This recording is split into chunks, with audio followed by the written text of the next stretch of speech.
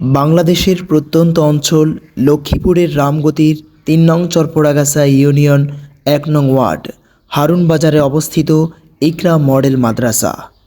২০২৬ সালের শুরুতেই মাদ্রাসাটির উদ্বোধন হয়।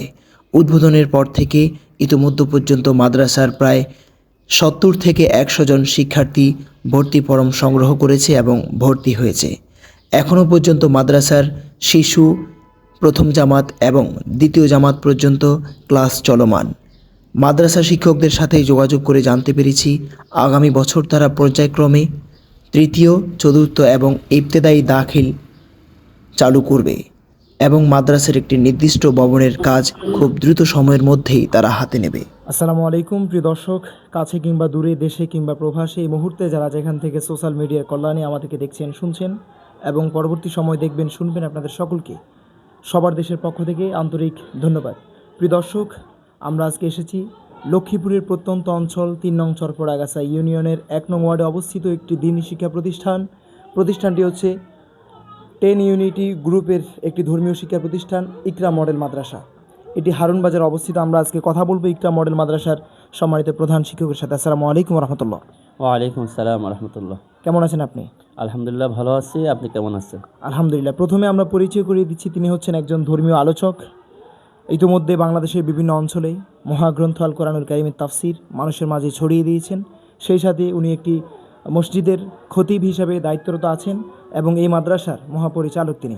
আমরা আজকে প্রথমেই তার সাথে কথা বলবো।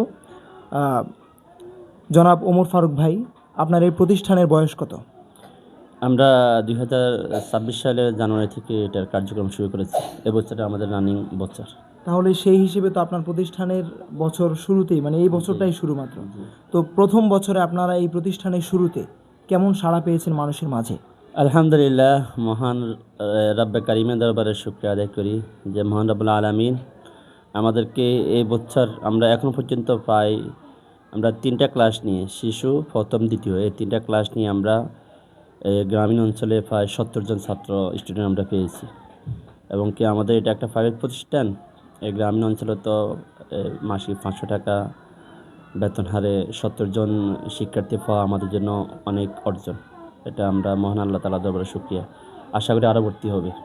আপনি আপনার এই প্রতিষ্ঠান নিয়ে কী স্বপ্ন দেখেন এবং আপনার প্রতিষ্ঠানে এখনও পর্যন্ত কত ক্লাস চালু আছে এবং কত ক্লাস চালু করার স্বপ্ন আপনার রয়েছে?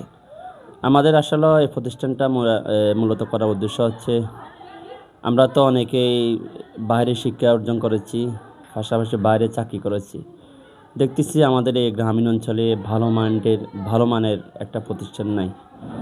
সেই সুবাদে আমাদের টিএনইউটি সদস্য যারা আছে, আমাদের সবাই ঐক্যবদ্ধ হয়ে যে আমরা নেমেছি যে আমাদের এই গ্রামীণ অঞ্চলে একটা আধুনিক মডেল জাগতিক শিক্ষা, পাশাপাশি ধর্মীয় শিক্ষা সহ একটা প্রতিষ্ঠান করব। সেই সুবাদে আমরা এখানে যাত্রা শুরু করেছি। আলহামদুলিল্লাহ, আমাদের লক্ষ্য উদ্দেশ্য হচ্ছে যে আমাদের প্রাইমারি সেকশন নুরানি থাকবে, এরপরে ইবতেদায়ী, তারপরে দাখিল, ক্রমান্বয়ে আমরা ইনশাআল্লাহ সামনের দিকে অগ্রসর হব। এর জন্য যে আমাদের এই অঞ্চলের মানুষ যেন ধর্মীয় শিক্ষার পাশাপাশি জাগতিক শিক্ষাও, জেনারেল শিক্ষাটাও যেন ভালোভাবে পায়, সেটা আমাদের একমাত্র লক্ষ্য উদ্দেশ্য। আচ্ছা, জনাব ওমর ফারুক আজম, আপনার এই প্রতিষ্ঠানের যেই ভবনে আপনারা এখন ক্লাস নিচ্ছেন, এটি কি আপনাদের প্রতিষ্ঠানের নিজস্ব ভবন নাকি ভাড়ায় চালিত? না, এটা আমাদের আপাতত আমাদের এই টিএনইউটির একজন আমাদের সম্মানিত সহসভাপতি হাফেজ আলাউদ্দিন ভাইয়ের ভবনে আছি আমরা। ইনশাল্লাহ খুব দ্রুত আমাদের নিজস্ব আমরা জমি ক্রয় করব। সেখানে আমাদের ইনশাল্লাহ আমাদের ঘর থেকে শুরু করে ভবন প্ল্যান সেখানে আমাদের হবে। এখানে আমরা অস্থায়ীভাবে আছি। জি, ধন্যবাদ আপনাকে আমাদের সাথে সময় দেওয়ার জন্য। আপনাকে অসংখ্য ধন্যবাদ। আসসালামু আলাইকুম রহমতুল্লাহ।